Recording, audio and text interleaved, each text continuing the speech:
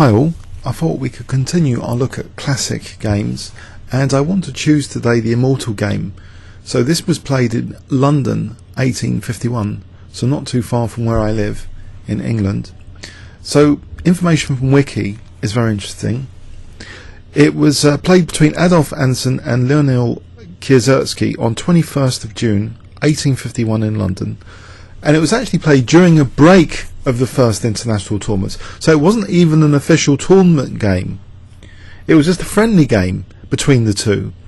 The very bold sacrifices made by Anderssen to finally secure victory have made it one of the most famous chess games of all time. Anderssen gave up both rooks and the bishop, then his queen, checkmating his opponent with his 3 remaining minor pieces. It has been called an achievement perhaps unparalleled in chess literature. So really, I think what happened here is the equivalent of modern day Twitter. This game was just sent around the world because of its sheer brilliance. So, you know, where there's a will, there's a way. Even without Twitter or the internet or everything like we have nowadays, because of the absolute brilliance of this game, you know, it was sent everywhere. Who wants to live forever, though? We don't want to live forever, but our games can live forever. And it's games of great beauty that are the most memorable. And maybe that's a big lesson for, you know, everyone nowadays chases like FIDE rating points or local federation rating points, or just trying to win stuff. But actually, to create a beautiful game, you know, an immortal game, you know, it's got a natural marketing to it. If really people see the beauty of it, they can also forgive technical, you know, errors as well, if there was some issues with the combination, and the game just gets spread like wildfire. So who was Adolf Anderssen? He was one of the strongest players of his time. Many consider him to have been the world's strongest player after his victory in the London 1851 chess tournament. So in the official tournament he won it. Who was Lionel Kieseritsky? He lived in France much of his life, where he gave chess lessons and played games for 5 francs an hour at the Café de la Régence in Paris. Kieseritzky was known for being able to beat lesser players, despite handicapping himself, for example by playing without his queen. So this was played between the two great players at the Simpsons in the Strand, Divan in London. The Simpsons, by the way, is being used a lot for recent classic kind of tournaments, you know, invitational, you know, to invite leading grandmasters in recent years. So the Immortal Game was an informal one, played during a break in a formal tournament. Kieseritzky was very impressed when the game was over, and telegraphed the moves of the game to his Parisian chess club. So we have the French magazine de la Régence, publishing it in 1851, and the Immortal Game in 1855 was given its nickname by Austrian Ernst Adolf. So, okay.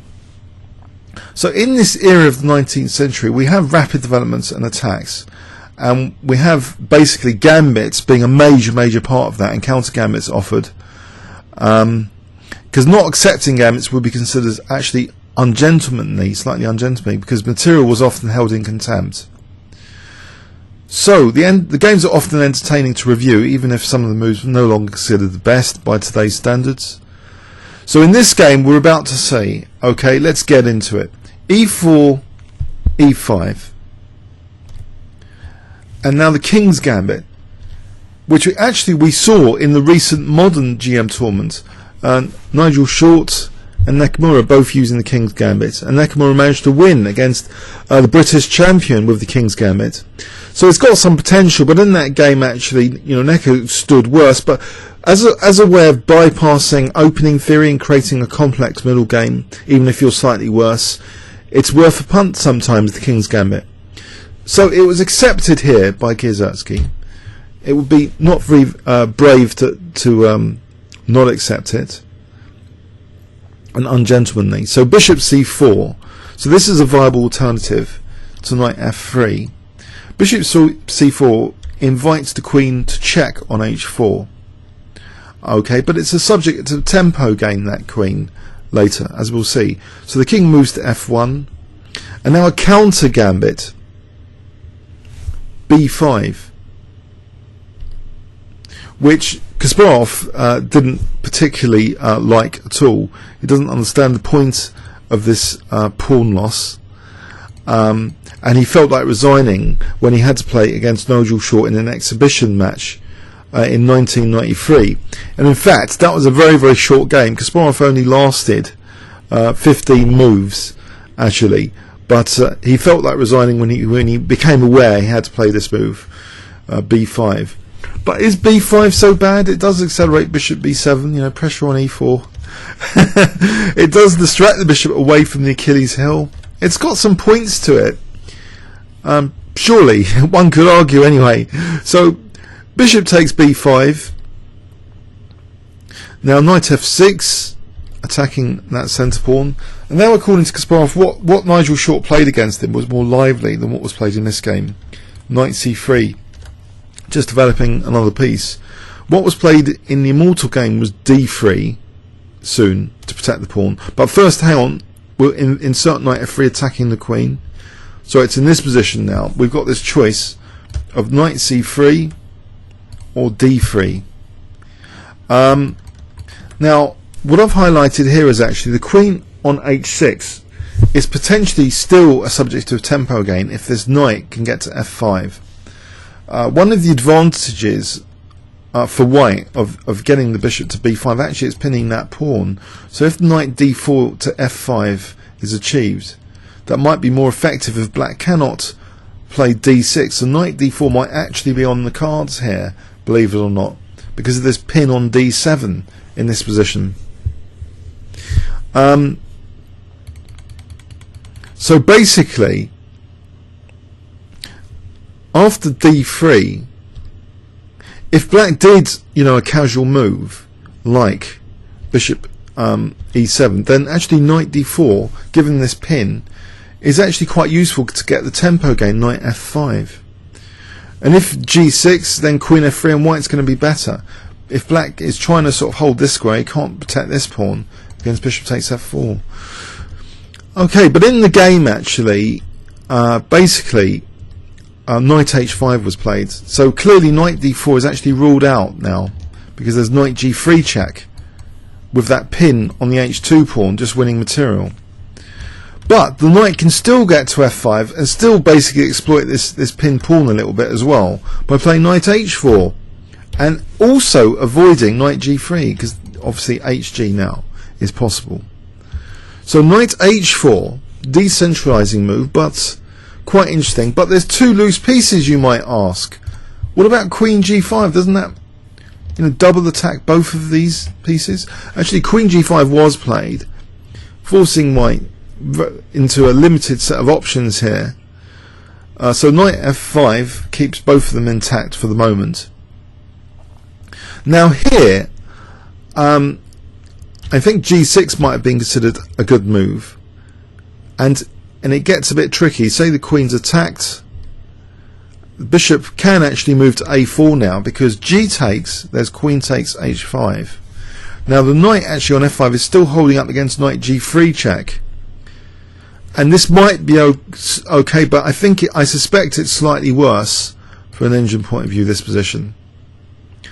Slightly worse, yes. But so g6 is one of the better moves. In the game actually c6 was played, which is also, it seems, an advantage for black still.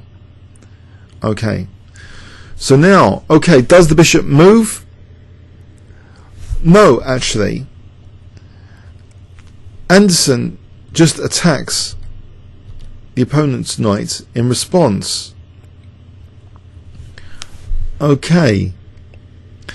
This pawn is pinned, so no en passant without losing the queen. The knight moved away actually, didn't want to take the bishop and lose this knight here. If that was the case, I think white would be doing well with things like rook g1 later. Or is that the case really? Let's just make sure. C takes. In this position, yes, taking is best. And now rook g1 is a lot of pressure for black on the king side. But it still apparently is okay for black, this position. So that's tricky as well. Okay. So anyway, the black knight decided to retreat, keeping this threat of taking the bishop here. And now white reinforced simply g4, believe it or not, still leaving his bishop to be taken. So this is the first major piece sacrifice. And in fact, this c takes b5 may have not been the best move. Maybe just d5 was better. C takes b5 does have a slight problem to it, that the d5 square is weakened. Let's have a quick look from a technical point of view. Actually, our greedy engine here does like c takes b5, just snapping up that piece. Initially anyway, but now it's starting to look at other things. d5 comes into favour. So what does d5 do? It's starting to put in question maybe this knight. So say white tries to attack the queen here. Now this move h5, it could be very annoying. Why is this getting annoying? Say g takes, queen takes. See, with this liberating d5, I think most of black's problems could be over here in this kind of position. White's starting to lose a grip on the position, basically. Okay.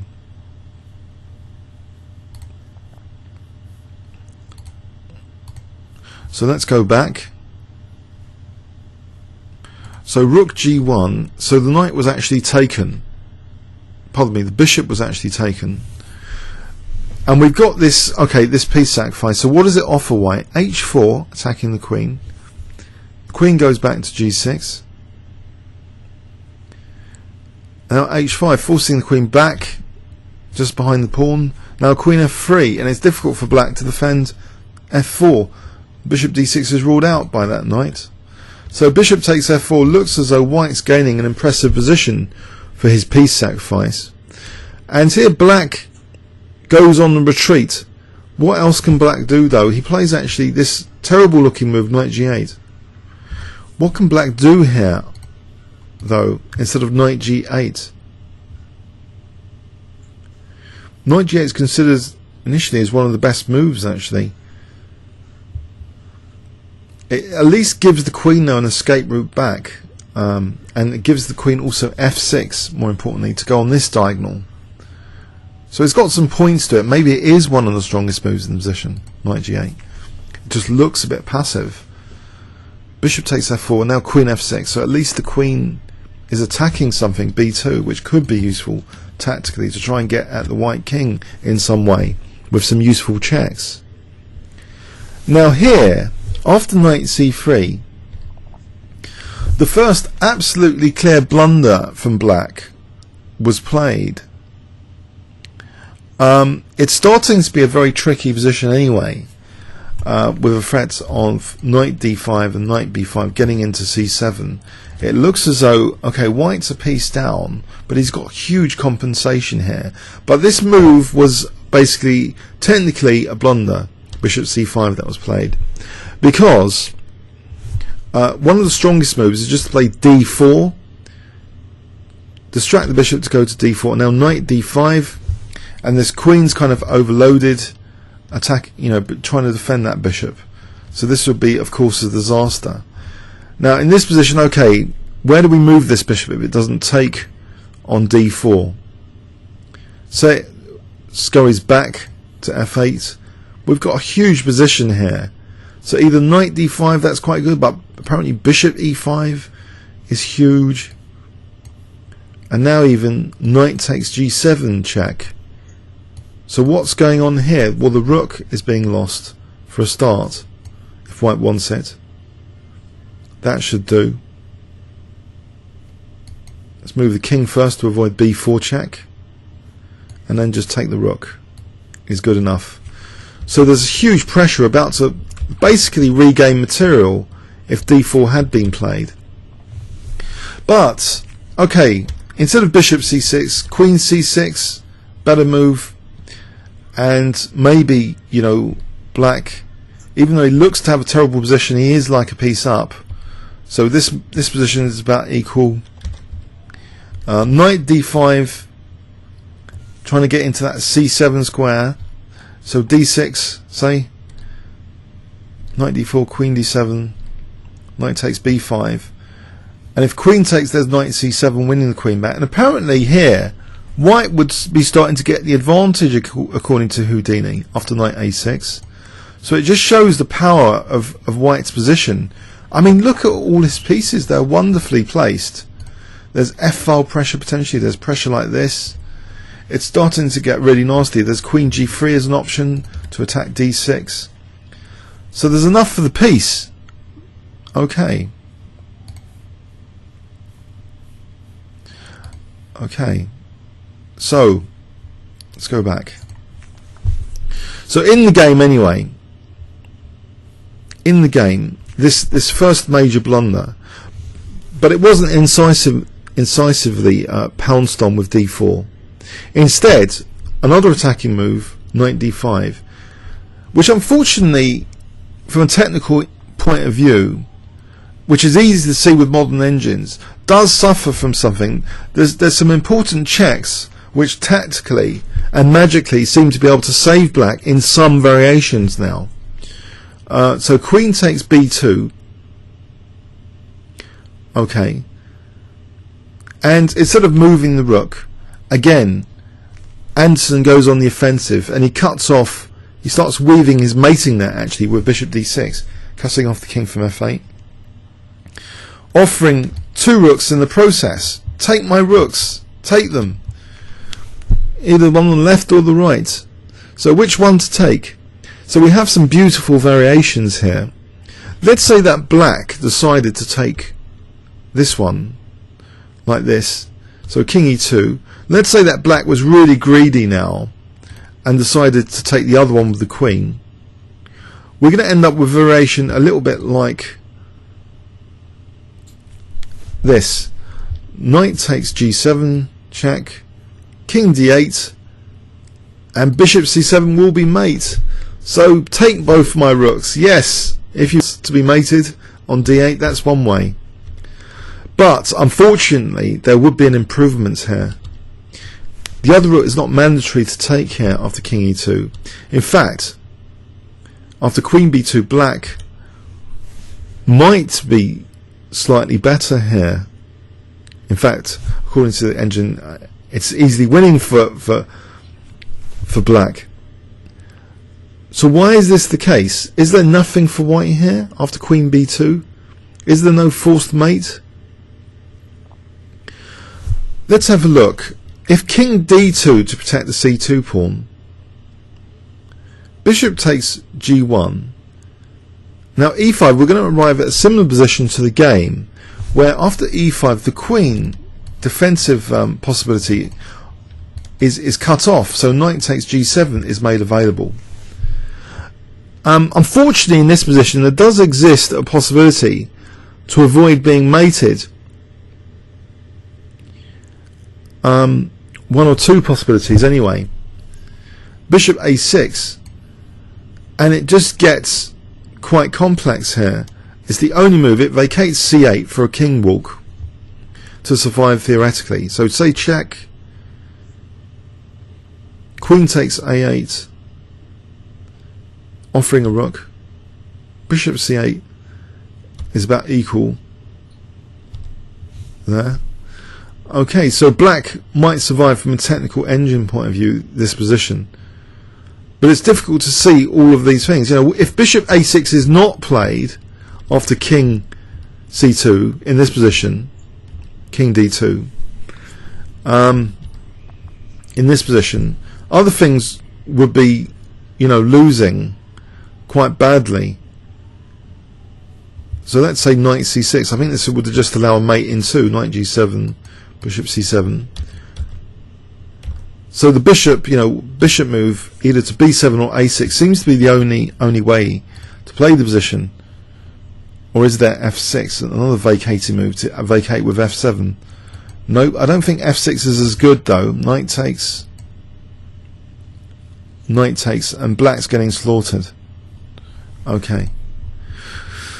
So anyway, This is, by the by, this variation. Bishop d6. Okay, so another slight blunder from black was played here. So not this queen a1 with queen b2 in mind, but actually bishop takes g1, and all of a sudden now white is clearly better. Just to prove that to you, the evaluation shift is going to change for white here very soon. So it's about equal now, minus 0.25. After this next move, e5, there are very serious threats, and it becomes about equal actually. And now, look, it's starting to be better for white. So all of a sudden, this is now sound, even to sacrifice both rooks. This position is technically okay at depth 17 anyway. It's technically okay for white. So this was the game continuation to take this rook. So white has sacrificed now both rooks. Gone. Disappeared. Never to be used again in this game. King e2. Okay. So, what's up with the black position? We're about to find out. The move knight a6 was played, which would seem to parry knight c7 check to be able to at least take on c7. And I'll first show you the game's brilliant continuation. Knight takes g7 check, king d8, and I wonder if you can guess what white played here in this position if I give you 10 seconds starting from now.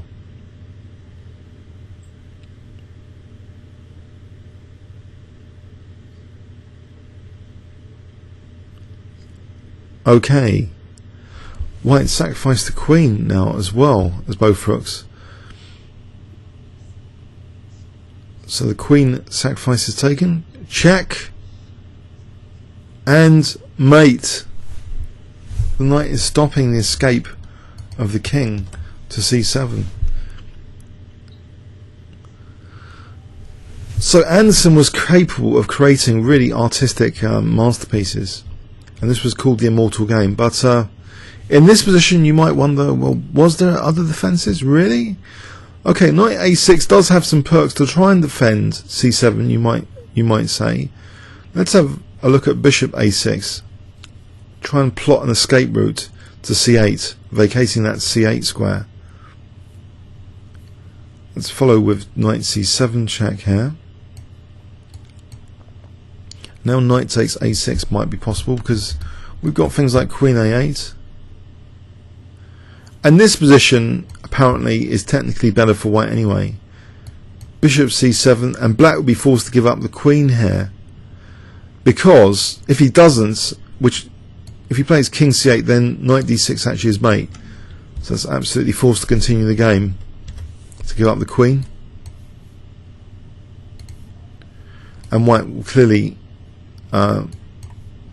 start to look good here after knight takes a8. Advantage to white.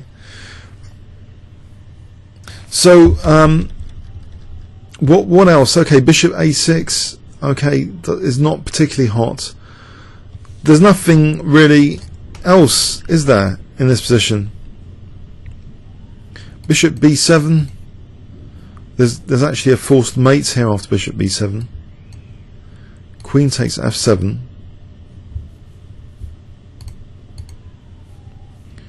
And okay, let's avoid giving up the queen just to demonstrate what is going on here.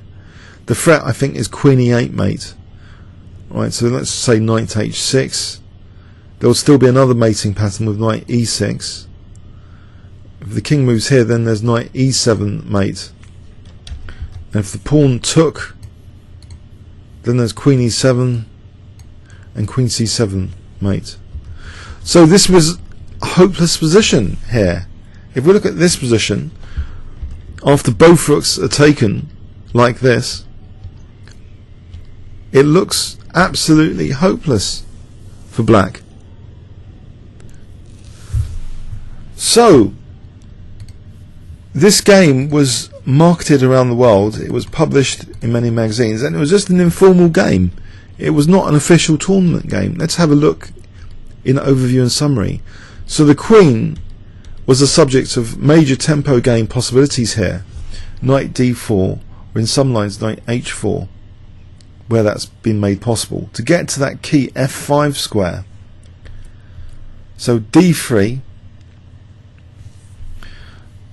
So Kasparov suffered in the hands of Nigel Short in an exhibition game in 1993 when Nigel Short played knight c3. So d3 though does stabilise the centre, does put pressure on f4.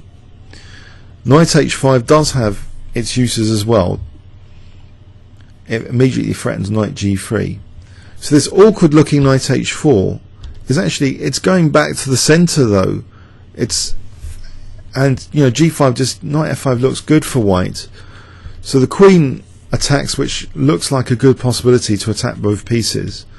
So black maybe started slipping up. Maybe g6 is more accurate than c6. So g4 ignoring being attacked, counter-attacking. Rook g1 just offering the bishop now, gaining control of d5 in some variations. If this knight ever gets kicked off d5, then this d5 square is going to be strong for white. So a whole bishop sacrifice is the start of the beautiful sacrificial path this game takes. So the queen's attacked, and again put on the skewing line with that pawn. So queen f3 is now going to be threatening bishop f4, building up a huge position now, and black's going backwards on the back foot. All his pieces nearly in the box in the back row, except for the queen. Otherwise they'd all be in the box. But look at white's development. Look at white's central control, and the possibility of this beautiful knight coming to d5 now. So bishop takes f4, queen f6. Now knight c3 was played. Now technically best apparently was queen c6, but in the game bishop c5 was played, which was the first major blunder by black. Okay, so knight d5, more accurate would have been d4, but this leads to absolute beauty, the idea of offering both rooks. So bishop d6, which also means that later e5 is going to cut the queen off from g7. So bishop takes g1, the first major huge blunder from black. So taking and then queen b2 was actually mentioned, by the way, by Steinitz back in 1879, not just now with engine analysis. Okay, but it was an informal game anyway. Bit of fun, not supposed to be taken that seriously, not supposed to be analysed by everyone over and over and over for the next, hundreds of years. So after king e2, black's in a lost position though here. Is this an expression of greed that both these guys have come into the camp and taken material? Both rooks are still at home here. White's got beautiful pieces. The knight on d5 and f5 are attacking symbols in many games. The knight on f5 is Kasparov's favourite place for a knight in the Ruy Lopez. And in the Ruy Lopez, the classic manoeuvre is to get a knight to f5. We've seen many brilliant games with a knight on d5, especially in the Sicilian, where black's got a hole on d5. We've got both beautiful knights set up here. Lovely pawn on e5, lovely bishop cutting across to help weave that mating net. So let's see the magical end of this game again. After knight a6, knight takes g7 check, afforded by that e5, which cuts the queen from protecting g7. King moved to d8, aesthetically. King being mated right in the centre now after check, and bishop e7 is mate, with the knight holding up that e8 square, the other knight holding up the c7 square. Okay, hope you enjoyed it. Comments or questions on YouTube? Thanks very much.